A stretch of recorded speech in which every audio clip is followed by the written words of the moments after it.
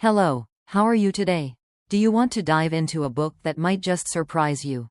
Whether it becomes your next favorite or one you might skip? Let's find out what readers are saying about it. Laura Blueberry, who has 48 likes, says, "Goddamn it, Donut. This dungeon crawl is hilarious. The plot is not new. Extraterrestrial beings transform Earth in a giant underground dungeon. If you make it to the top, well, in this case to the bottom, you survive or you just die in the process of getting there. But this dungeon crawl is not about killing. It's about killing big and getting views.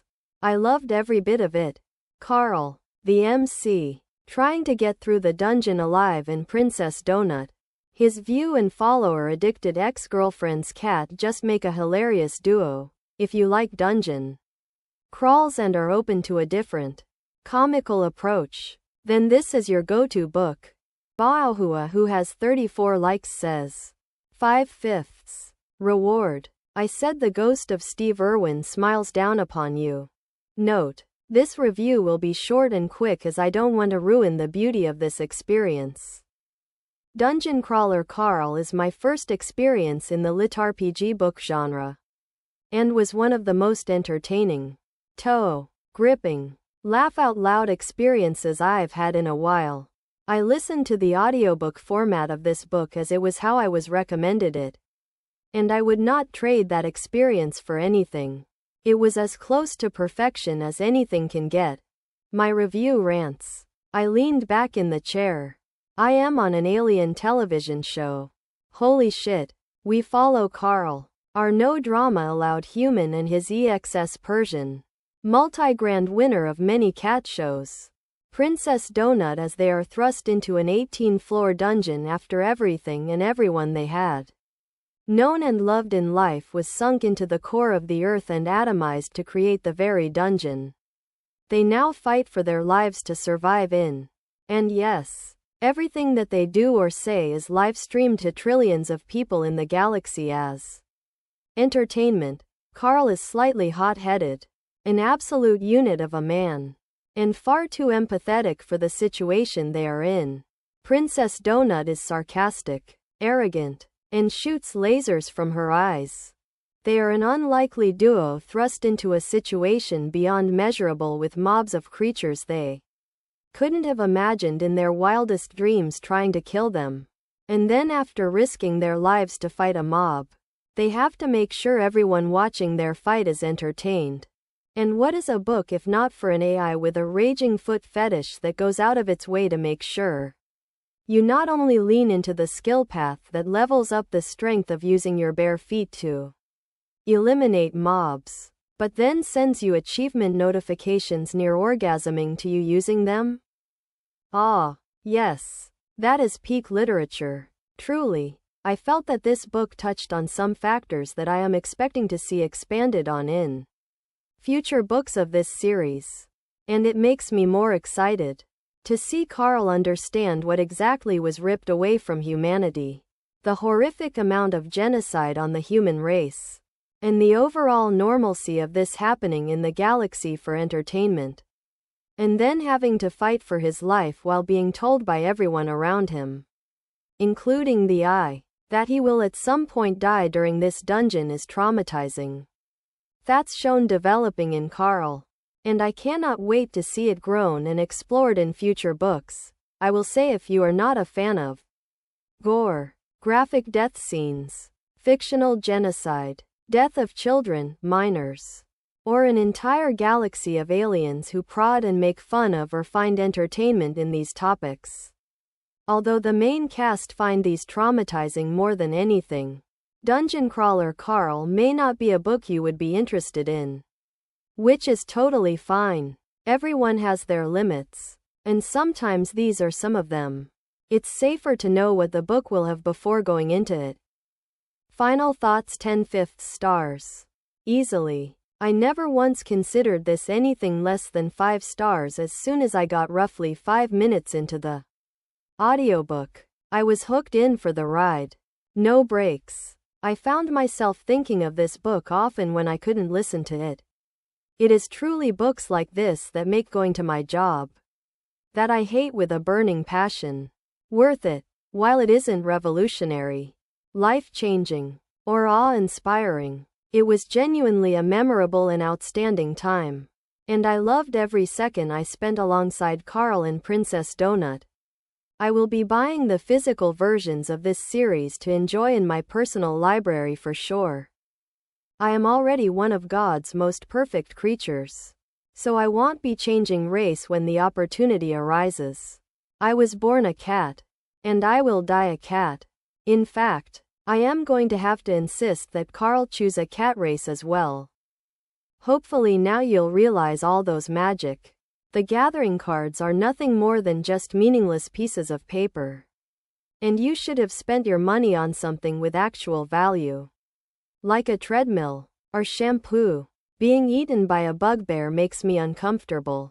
Carl. So if your boyfriend ogling your tootuses keeps these easy-peasy bugs coming at us instead of more of those lava-spitting llamas, then you better buck up. Get over your human male privilege. And take one for your princess. Did we really just start a meth war between the goblins and the llamas? Series reviews. Check out my reviews for the other books in this series.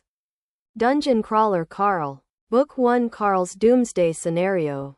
Book 2 The Dungeon Anarchist's Cookbook. Book 3 The Gate of the Feral Gods. Book 4 The Butcher's Masquerade. Book 5 The Eye of the Bedlam Bride. Book 6 This Inevitable Ruin. Book 7. Morwin, who has 37 likes, says, this is a story of how a very dignified cat saves her spare human's ass during an alien takeover. And how the cat keeps being the MVP throughout, through Her Majesty Grand Champion. Breed winner Regional. National winner Princess Donut, the Queen Anne Chonks Association. We grow fond of her half-dressed human to a variable degree of unexpected liquid states. His naked feet become soon legendary thanks to the horny AI foot fetish. And he'll probably never wear pants again for good measure, especially after he becomes subject of galactic social media video fanfictions of him boning an asshole orc Prince Maestro, aka Porkboy, and Carl's naughty little piggy.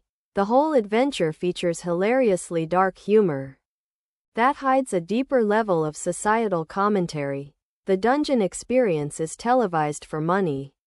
OFC. And the whole thing is as uncomfortably, only if you think about it, exciting in a similar manner to the interviews and capital parties in the Hunger Games. Favorite bits and quotes. Enchanted crown of the sepsis whore. Who's a dirty girl? You're a dirty girl. You'll only want to wear this if you're a bloodthirsty, raging psychopath. How is it you're James Bond when it comes to strangers? But Miss Beatrice could date 3 different guys at once. And you had no idea? 3 different guys? Well, you were one of them.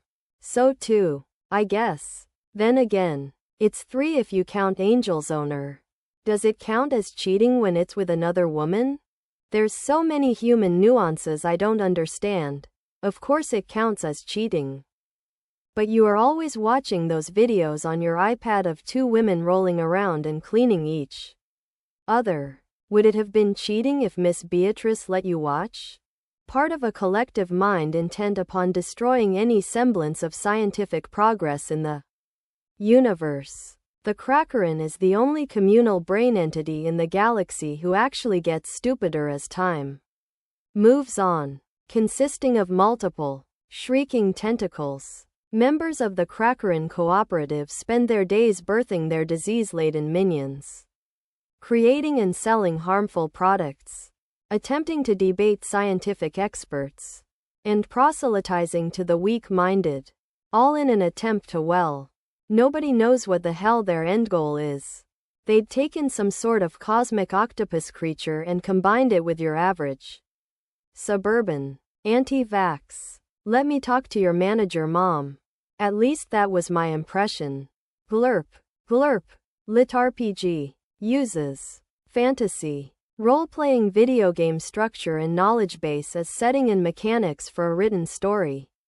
The level of fun in this likely is proportional to having had any enjoyable experience with RPG video games. I am not much of an audiobook listener, but I can definitely see how this kind of book is likely greatly more enjoyable in audio format.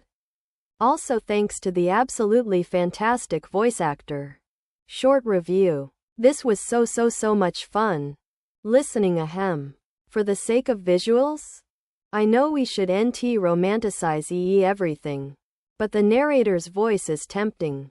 Rougher than the visual, but with AI one must compromise. Pre-read picking this as my next audiobook for my walks after Yusra recommended it so much. I was not expecting to start this at the same time of another progression fantasy, LitRPG. So I hope I'll be able to compartmentalize. Yusra, who has 86 likes, says, audio, infinite stars. OMG, that was amazing. Plot, 5 stars. SSS, this was laugh out loud fun. I would like to thank my other personality for somehow choosing this book because I think this was genuinely such a fun time. This is my first ever LitRPG book, which basically means it's a video game but in book form. I saw the blurb, which basically involved a post-apocalyptic world turned into a dungeon with levels. And crawlers have to go through the levels as they progressively get harder and harder. Oh, and it is televised for the whole galaxy to see. You have Carl, who is perpetually in his boxers for some reason and barefoot. An AI with a foot fetish. Coincidence? And his EXS Persian cat named Princess Donut. They go through adventure after adventure with funny hijinks and hilarious commentary from the AI. This is by no means a literary masterpiece, and it is not supposed to be. It is just pure entertainment. If you play RPG video games and or watched and enjoyed shows like Solo Leveling, you will love this. Especially on audio. I would highly recommend this if you are a fan of this genre. Will most definitely continue the series. Pre-read. Edit. Bullied my sister Layla into buddy reading this with me. My other personality picked this book. Let's indulge her a bit. Tawfiq is procrastinating, who has 68 likes, says, how can we focus on surviving when we have all that other stuff to deal with? Wait, I just realized I finally finished a book in my read soon shelf. That shelf is literally doomed to obscurity. I put important stuff there and forget to read them. This series' protagonists are hand-to-hand fighter with demolition expertise, or that's what he will eventually become, if his race and class change don't change his course too much. And a snobby talking cat who is a stereotype of a spoiled princess. And she won an absurd number of pageants to back it up. I love dungeon crawler Carl. I love Matt, he is a really good writer. And he is outside of the box. Kind of. I am not sure how many people will do the same as he does. His incel hippie vegan and so on real world jokes are really funny. And those incel guys are really losers. One of them actually threatened to kill his family because he made a goblin in this very book. An incel. Oh, and by the way, fun fact I learned from Kindle Dictionary, the word incel is actually woman made. A queer woman first used this word in her memoirs because it was very hard for her to get with someone or something like that. What made me not give this novel as high a rating as I initially intended is this. The combat system. The crafting system. So far the major combat plays at being great and intricate and exciting, when it really is not. I feel people are probably as confused as me by all the building, they don't realize how shitty the fight scenes are in fact. So yeah, somehow this literally became the weakest combat I saw in any LitRPG. Let's build a fort and poke the boss with spears hiding under it. It's so silly and the fight was so easy. Let's build Moab and roll down bombs on the boss chasing us. Now I am glad he didn't let them get experience from this boss. Because if they became OP, it would have fallen into the same issue most LitRPGs have. And yeah, I don't think Carl and Princess Donut are OP. They are really vulnerable characters. So the crafting and the mazes need to be more clear for me to ever give this a better rating. Because I really do feel they are being explained in more words than they should be. And just confusing us more. Lowly think this is the last LitRPG for me till the end of the year. Let's see if I stand my ground this time. But I really need to finish a few of my open books. The good news is the next book has clowns and dead hookers in it. Not sure what more needs to be said. Amazing series that I'll definitely get to its end. Oh, and Grand Champion Best in Dungeon Princess. Donut rules.